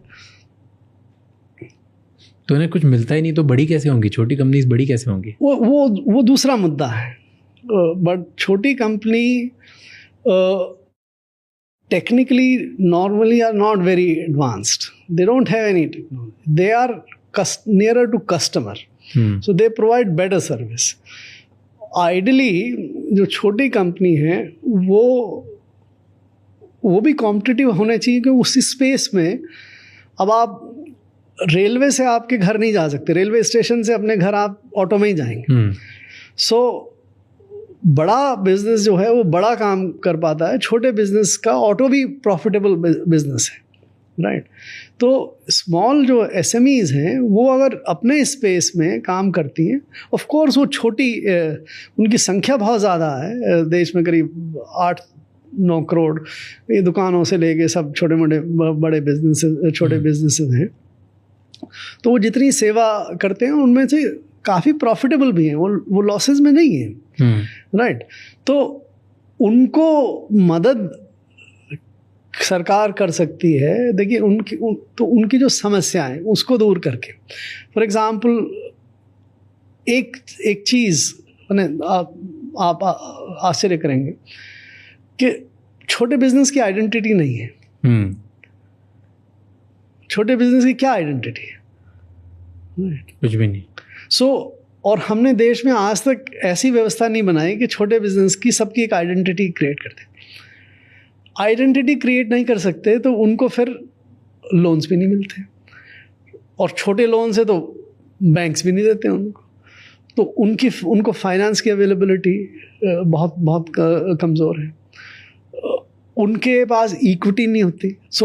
देश में ऐसी कोई व्यवस्था नहीं है कि स्मॉल बिजनेसेस को कैपिटल मिल सके।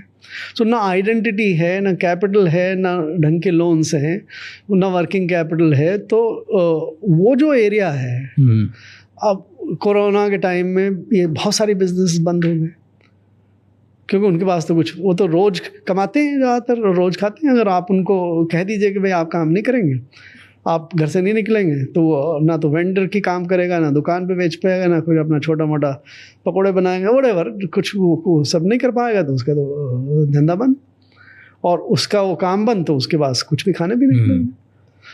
आपकी सेंसिटिविटी इन बिजनेसेस के प्रति, और इनको मैंने कहा आइडेंटिटी, कोई ऐसी व्यवस्था करें जिससे कैपिटल भी मिल सके, ज़रूरत पड़े लोन्स मिल सके, वर्किंग कैपिटल मिल सके, और उनको अपना बिजनेस करने का मौका दिया जाए। वो पुलिसमैन ही आके उसको किसी को यहाँ से उठा देता है, कभी वहाँ भेज देता है। They are in a very bad shape.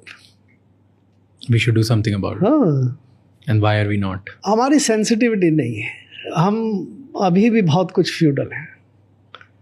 हमारा दिमाग जो है अभी भी, ये जो छोटा वर्ग है या छोटे बिजनेसेस हैं, उनको ना समझता है, ना उनके साथ सिंपैथी रखता है। बहुत आसान है एक वेंडर को, उसके ठेले को हटा देना बिना समझे कि इस पे क्या इसका इम्पैक्ट होगा। हम क्यों इतनी स्लम्स हमारे देश में बनती हैं? ये स्लम्स कहाँ से शुरू होती है? क्यों हम ऐसी स्थिति नहीं क्रिएट करते कि आदमी अपनी रोजगारी अपना छोटा बिजनेस कर सकता? क्यों नहीं करते? क्यों स्लम्स बनते? अब और बहुत डीपर हमारी सोशल स्ट्रक्चर है, या हमारी प्रेजुडिसेस है, या हमने कितनी एजुकेशन स्टैंडर्ड, क्या हमने इंस्टीट्यूशंस क्रिएट किए उनके लिए, नहीं किए, ये जो अभी थोड़ी देर, मैंने these are very complex situation. But जब तक हम इनको सॉर्ट आउट नहीं करेंगे, तो वो जो हम हवा में बात करते रहते हैं, भाई ये हम तो इतनी बड़ी इकोनॉमी हो गए, 3rd हो जाएंगे, 4th हो जाएंगे, ये हो जाएगा, वो हो जाएगा। देश का जो एक बड़ा वर्ग है, देश की जो मेजॉरिटी है, उसकी लाइफ में उतना परिवर्तन नहीं आएगा जितना आना चाहिए।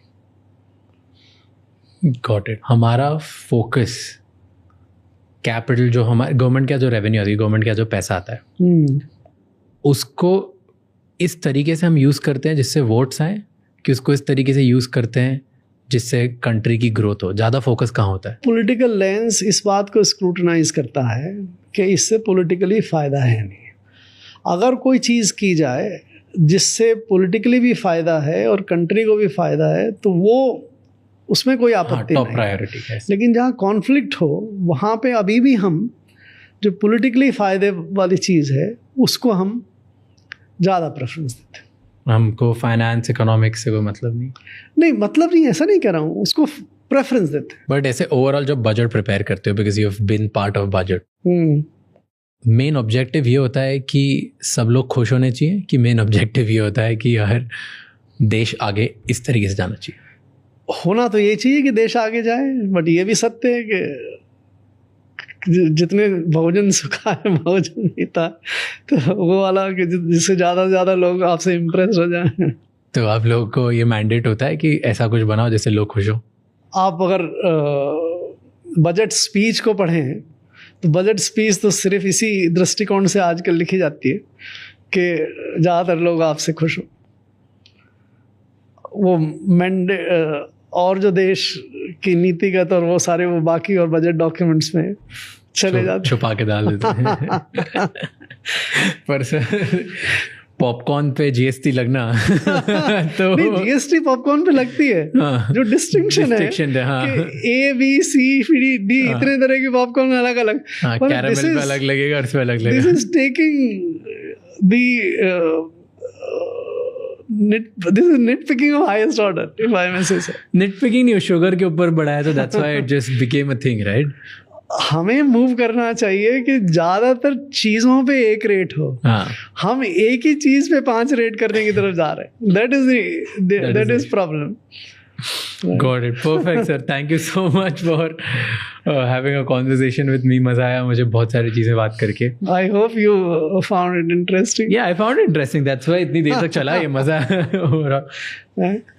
So, but good. Thank you so much for doing this. thank you. I enjoy talking to especially IS officers, like really, because ना हर बार उनसे बात करो आपको फैसिनेट करते हैं। हर IS officer fascinates you because their knowledge, like sheer knowledge of how in depth they know about certain things, it's amazing. तो आपको वो पढ़नी चाहिए थी मेरी किताब, We Also Make Policy. हाँ, I know.